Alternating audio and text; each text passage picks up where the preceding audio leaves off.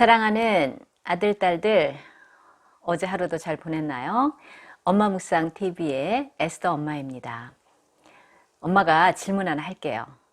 자, 죄를 지으면 그 죄에 대한 죄값을 반드시 치러야 될까요?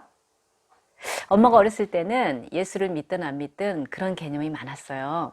그런데 오늘은 그렇지 않은 것 같아요. 영어에서도 죄를 짓다라는 sin, sin에는 죄를 지으면 죄에 대한 죄값을 치른다라는 개념이 없다고 해요. 그런데 구약 성경의 원전이 히브리어죠. 히브리의 영향을 많이 받은 독일어에는 그런 개념이 있다고 합니다. 오늘 말씀을 한번 보면서 생각을 해봐요. 레위기 5장 1절입니다. 만약 너희 중에 누가 뭐뭐의 죄를 범하면 중략 너는 심판 아래 있게 된다.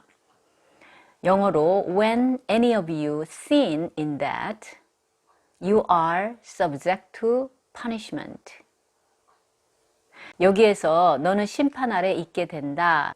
여기에 해당하는 히브리적 개념에는요, 두 가지의 개념이 있습니다. 하나는 구약 성경에서는 죄를 지으면 반드시 그 죄에 대한 대가를 치른다라는 기본 개념이 있어요. 그런데 두 가지로 개념이 나누어집니다. 하나는 죄인이 그 죄인 자신이 죄값을 치르는 경우예요. 질병이나 고통을 당하거나 또는 자녀가 없거나 백성의 공동체에서 끊어짐을 당하거나 또 사람에 의해서 사형을 당하거나 등등등의 죄값을 반드시 치르게 되어 있습니다. 그런데요, 하나님이 주어로 나타나는 그러한 문맥에서는요, 이 심판 아래 있다라는 개념이요, 용서하고 관련해 나타나요.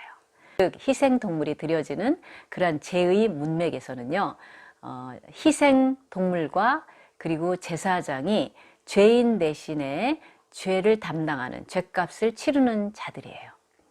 자, 희생동물이 죄인을 대신해서 피 흘려 죽음으로 죄 용서를 받는다는 그 레위기의 구약적 개념은 여러분들도 잘 알고 있을 거예요. 그런데 이 제사장도 사실은 죄인의 죄값을 담당하는 대리자입니다. 그러면 제사장은 희생동물이 죽는 것과 달리 왜 죽지 않을까요? 그것은요, 레위기 8장과 같은 제사장의 위임식을 보면요, 제사장은 희생동물과 같이 하나님 앞에 드려진 사람이에요. 또 출애굽기에 보면요, 제사장의 의복이 제사장을 죽음에서 막아줍니다. 자, 이렇게 죄인을 대신한 두 대리자인 희생동물과 제사장이 신약에서는 누구로 나타나죠? 그렇죠. 바로 예수님께서 희생동물이시고 제사장이고 또 성전이십니다. 따라서 예수님께서 그 모든 죄를 단번에 해결하셨기 때문에 예수님 앞에 나와서 예수님의 피로 용서함을 받은 사람에게는요, 죄책감이 없는 거예요. 자, 믿는 사람들도 죄책감을 가질 수 있거든요. 근데 그것은 예수님의 십자가의 은총을 충분히 이해하지 못해서 그래요. 예수님의 피로 진정으로 씻음받고 구원받고 하나님의 자녀가 된 사람은요, 죄를 짓고 싶어 하지 않아요. 죄를 지어도 그 죄를 다시 반복하지 않도록 노력하는 사람입니다. 죄책감에서 자유롭고 또 죄를 짓지 않고 더욱 거룩한 삶을 사는 귀한 자녀들이 되기를 주님의 이름으로 축복합니다.